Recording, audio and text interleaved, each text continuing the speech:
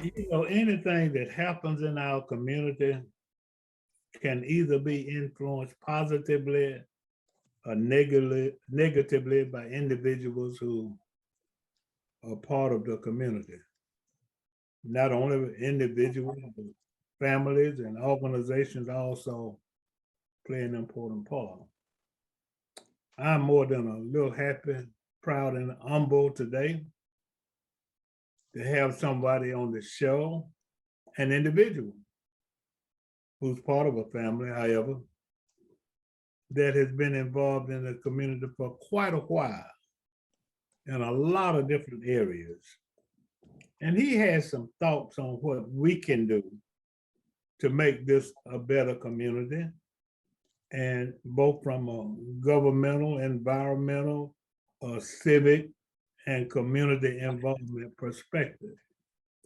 And that individual is none other than Commissioner Bert Bivins, who has been around a long time, has been involved in the community a long time, has held several different important positions in our community for a long time, and has made a difference in our community a long time. So I think it would be very beneficial, not only to me, but to the entire community, to try to get his perspective based on the history and his observations and his involvement, and also the different positions. Although I call him Commissioner Bert Bivins, he had worked a job and worked more than one job and been involved in organization, created organization, et cetera, et cetera. So I'm proud to have him, glad to have him. How you doing, Commissioner? Doing pretty good. Outstanding. I'm doing about as well as you can do when you've been around the sun 80 times. Wow. Yeah. Hey, those are a lot of cycles, brother. Yes, a lot sir. Of cycles. And you're doing what? Look. The mere fact that you can count the 80 is a blessing. A lot of people, when they've been around the sun that many times, you know what I'm saying? I haven't tried it. I haven't tried it in a long time, so I hope I could get up to 80. Yeah. Okay. All right. Anyway, let's begin by letting you tell a little bit about yourself. Go way back to Tyndall Heights, and let's talk about yourself. Oh man, Tyndall Heights. In the last 2 or 3 days, somebody put a picture of Otis Redding in the paper, and I looked at that really good picture of Otis, and it reminded me, he was about 26, 27 when he died. So I had gotten out of the military in June of 1967, and I think that was the year he was killed. But when I saw that picture of him, somebody put it on Facebook, I went back in there and I said, my Tyndall Heights neighbor. Because one of the things, that people tend to automatically figure that there's nothing good ever came out of Tyndall Heights. Well, I came out of Tyndall Heights and I wasn't too bad. So there were a lot of good people, and Otis Redding lived in Tyndall Heights. And I want to tell you a story right quick about Otis Redding. We used to run around those buildings playing cowboy. I think we left when I was 8. So you can imagine, we're running around the buildings playing cowboy, but I knew my mother was home cooking. So I decided to go home because I wanted to eat. When I walked through the front door toward the back, the kitchen was to the right. But when I looked to the left, she's standing in the back door, and I wanted to say, Mama, how come you ain't cooking? Now, I knew better than to say that, right? So I just walked up and stood next to her. And I stood there a while. I didn't say anything. After a while, she looked down at me and she said, that boy sure can sing. Wow. Now, back then, Otis was about 9 or 10. He was a little older than me. And so our back door faced their back door. And when he'd be upstairs in the bathroom, he'd be singing. Of course, most of the time he was singing gospel songs. His father became a minister and his grandmother lived there. And that was his influence at the time. But she would just stand in the back door and listen to Otis sing. And years later, I came to the conclusion, I said, well, she said he could sing. And by the time he died, the whole world came to the same conclusion. Wow, wow. That's outstanding. Outstanding. So talk a little bit more about, your upbringing, leaving Tindall Oh, Heights and working a job, whatever.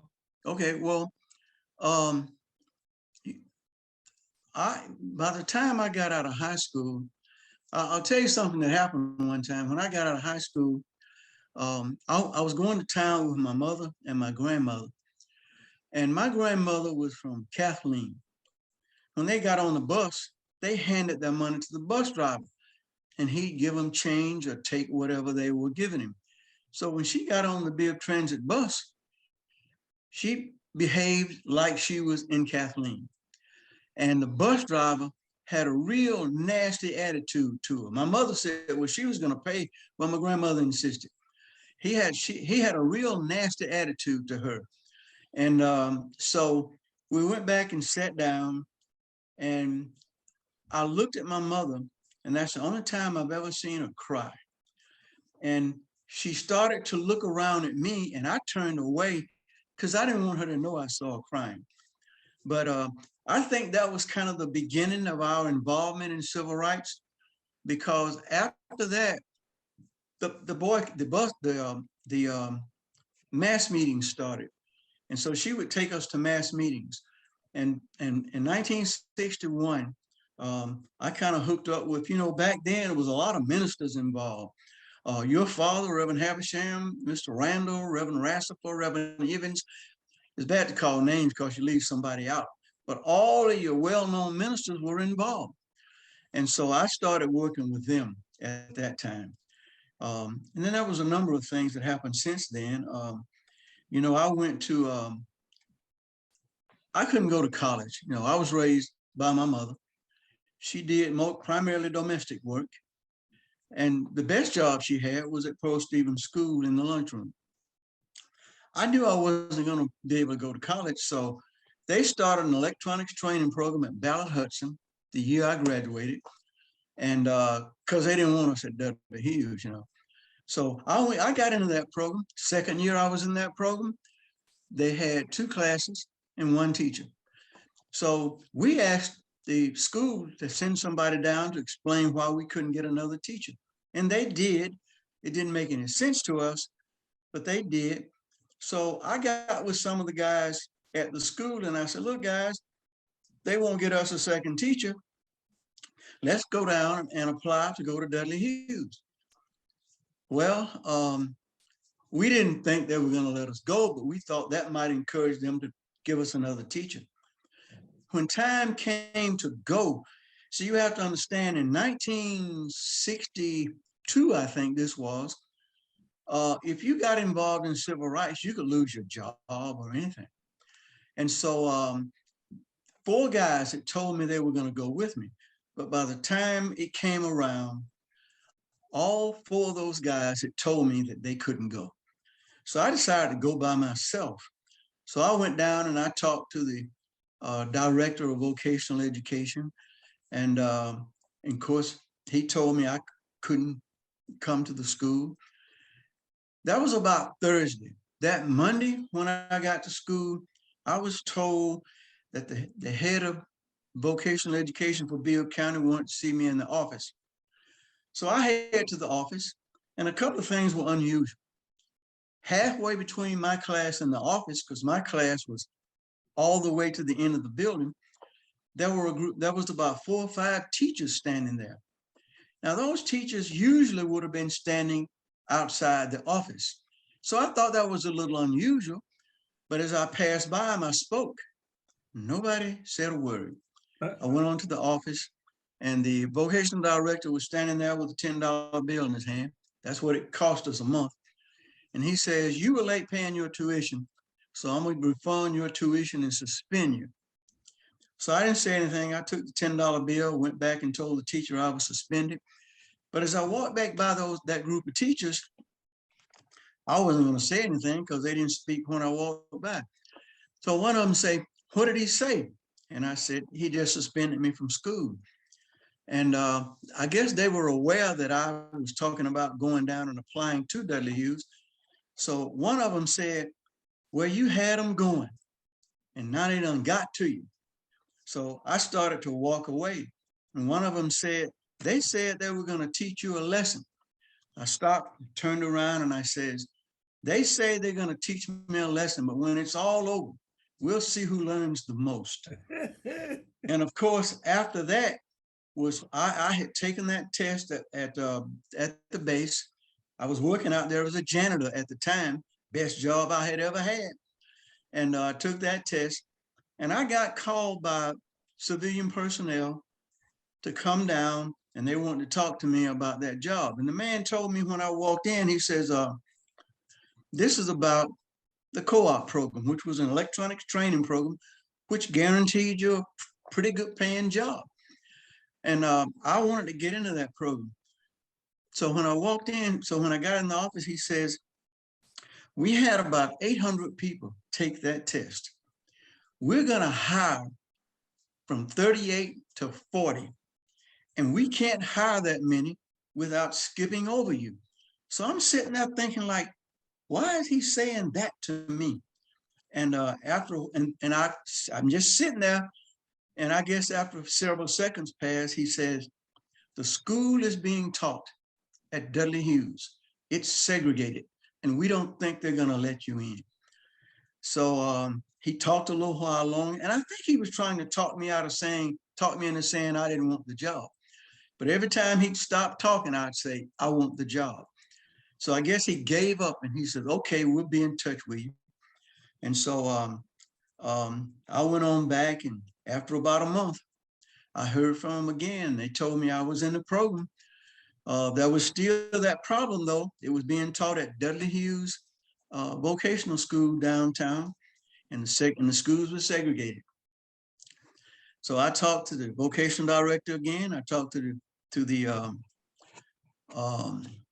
superintendent, and they all just sat there and listened to me politely and told me that I couldn't go to Dudley Hughes. And Robert Kennedy was Attorney General at the time. And so I decided, you know, they had developed a pretty good reputation for fairness. So I decided I was going to write a letter and send it to the Attorney General about this discrimination as I saw it. And I did that.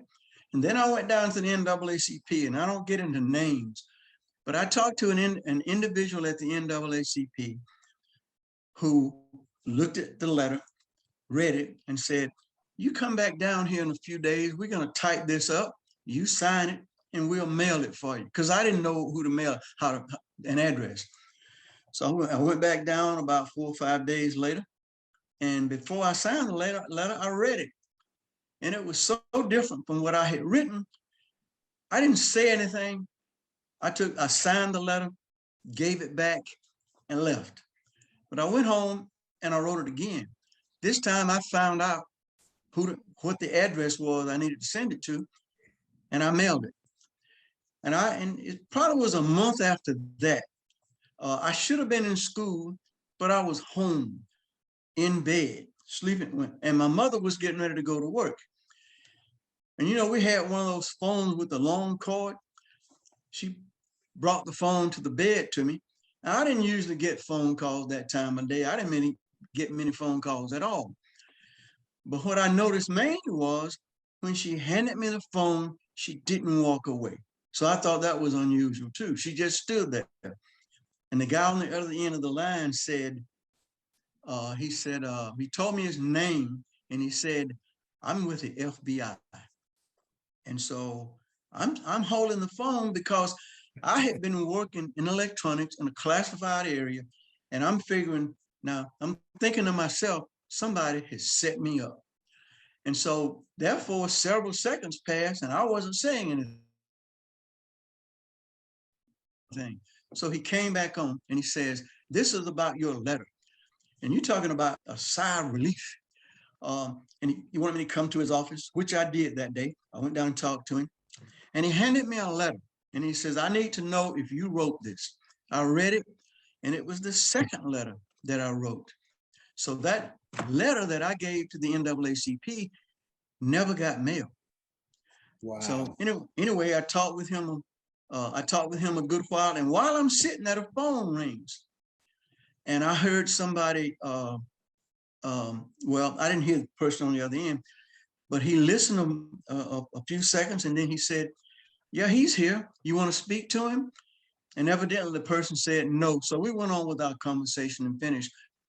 When my mother got home that evening from work, she told me she had called the FBI because she knew I was supposed to be going there. And you know, back at that time, you get involved in civil rights, somebody's serving to get you out, and that'll be the last anybody ever heard of you. And that was what her thinking was, I think. So she called to see if I was at the FBI office. Anyway, after that, we went around in circles for a while, and there was something appeared in the news saying that the school system stood to lose some funding because I was not being admitted. And that was a federal program. And, you know, in the 50s, the court had already ruled that schools should not be segregated. So about the 11th or 12th of June, there was an article in the Telegraphs in 1963 saying that I had applied and that the school board was having a call meeting to deal with it. About 5 days later, another article appeared saying that I had been admitted as an exception. They said the school is not segregated, but you're being admitted as an exception. So, I guess from that, you know, some of the other things you kind of made reference to came about because I continued to work in the NAACP and got involved in some things. And your buddy Herbert Denard got me locked up. You know, Herbert stayed up in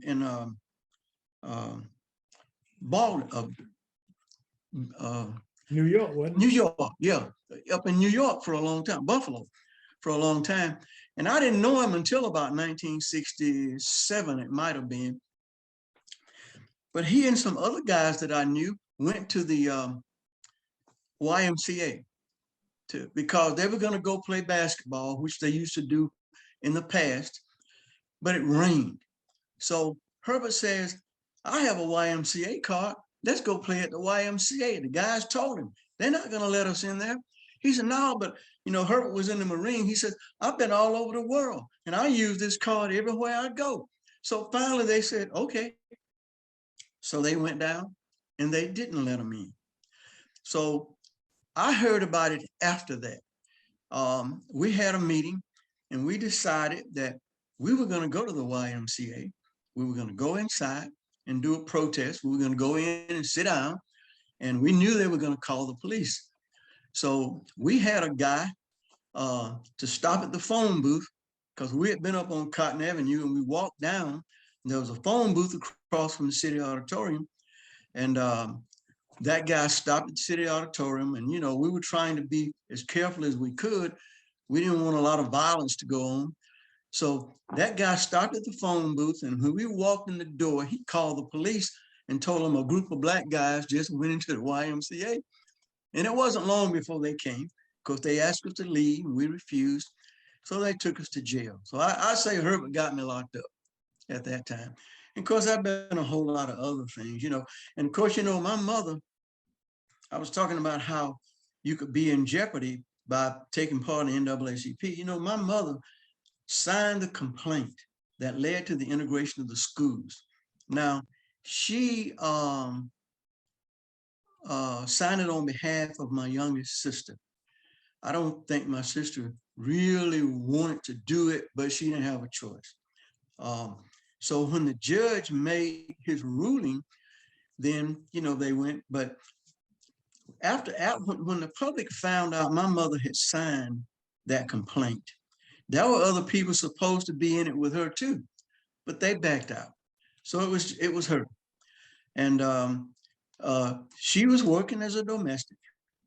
And the people she was working for, I always thought they were pretty nice people. They treated her well, but there was a peer pressure.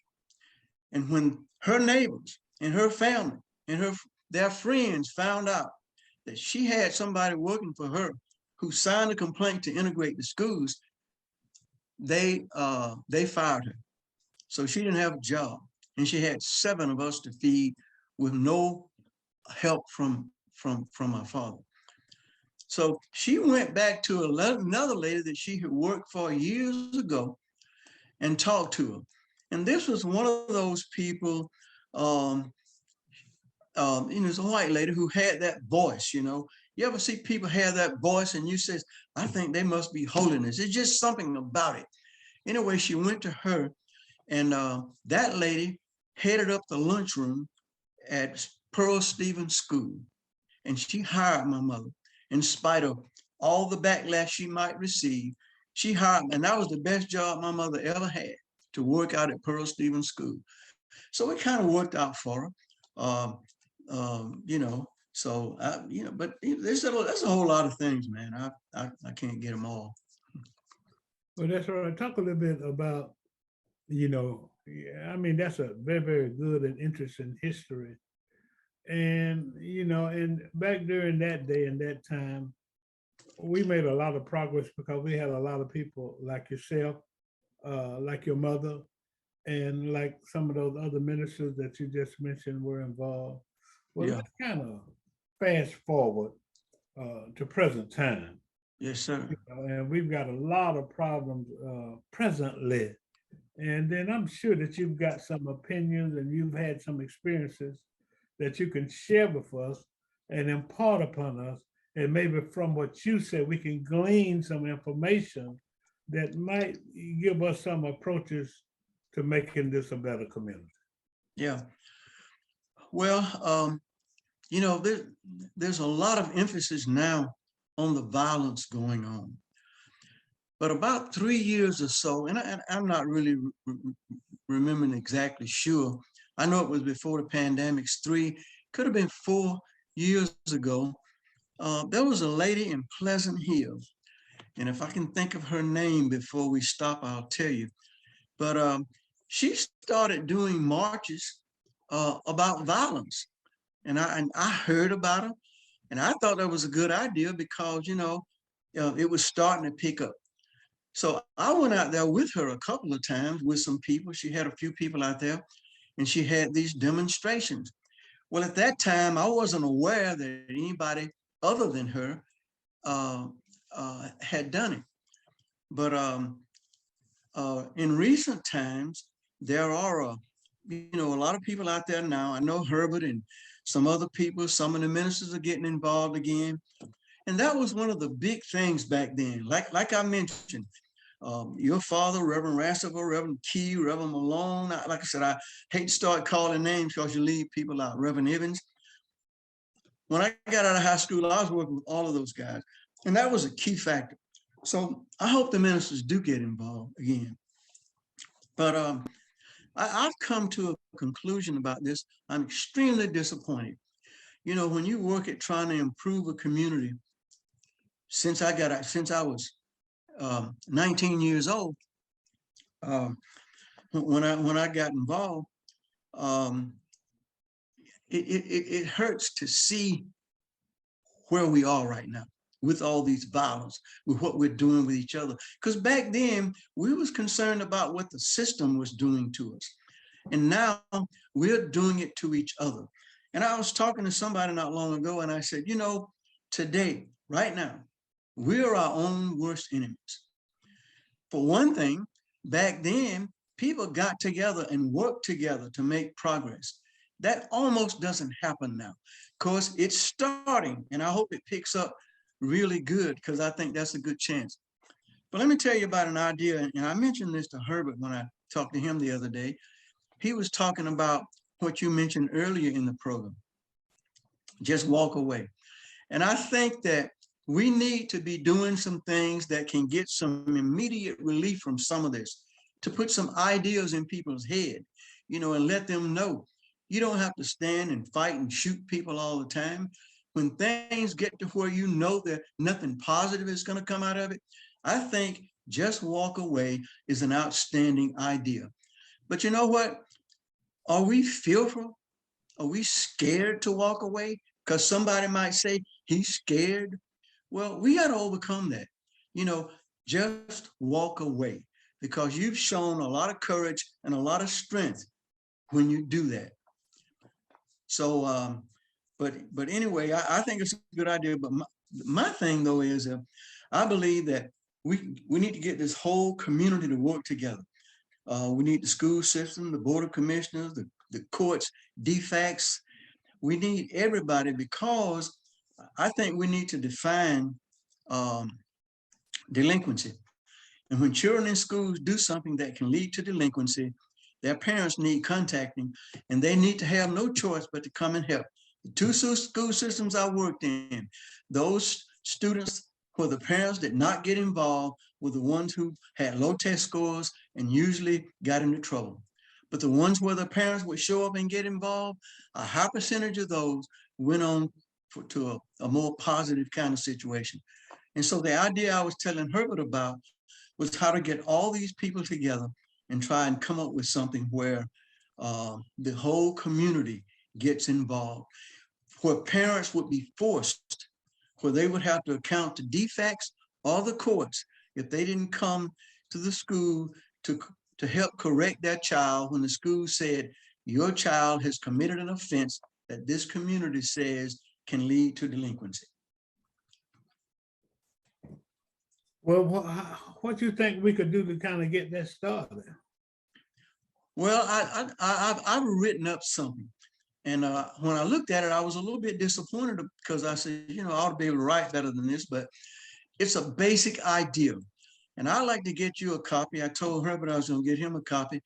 I want to get this thing around to somebody in the courts, the board of commissioners, the school system, DFACs, all these people. And I've said what I think, but I'd like for people to just look at it and decide each one of these groups I mentioned, how they can be a part of making the corrections that need to be made. The school system has to agree, okay, we'll send these parents a letter and we'll ask them to come to the school and we'll make it what we can convenient for the parents. If you work, we'll see you after school, even on a Saturday if necessary. So that takes care of that. But there are a lot of little things that need to be worked out. But that's kind of the basic principle of it. Well, that's outstanding. I think that's an outstanding concept because a lot has been tried. And, last time I checked, we already at the number of murders in September that we were at in December of last year. Yeah. I think that Just Walk Away initiative is good. But I also think that what you mentioned about parental involvement is even better. So if you would, can get the information to me, and I will be more than happy to circulate it through whatever means I have.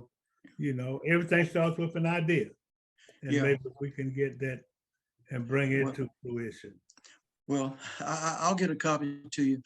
I just wrote it up about a couple of weeks ago. But there are a number of people I want to get it out to, and I'll get you a copy. And I'd like some feedback because my idea isn't perfect. Yeah. But I just think that we need the whole community involved. And this is not a short-term solution. That's why I like Just Walk Away. We need to put something in people's head where they feel that I'm not a coward if I walk away. If somebody thinks I'm a coward, I don't care. I'm doing what's in the overall best interest of the community. And I hope that people will look at Just Walk Away in that sense. But I think long-term, getting this school system involved, like I said, your learning goes up and your behavior goes up. But you got to force parents to get involved. I totally agree to that. You have imparted a whole lot of information to us, Commissioner. This is a call to action. I'm your host, Alex Haversham, having interviewed Mr. Bert Bivins, Commissioner, Civil Rights Fighter, Instructor, Conceptualizer, Community Activist, among much more. Thank you so much, sir.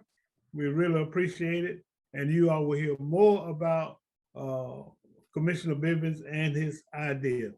This is a call to action. I'm your host, Alex Haversham, having interviewed Mr. Bivins. Have a Thank you, great sir. day.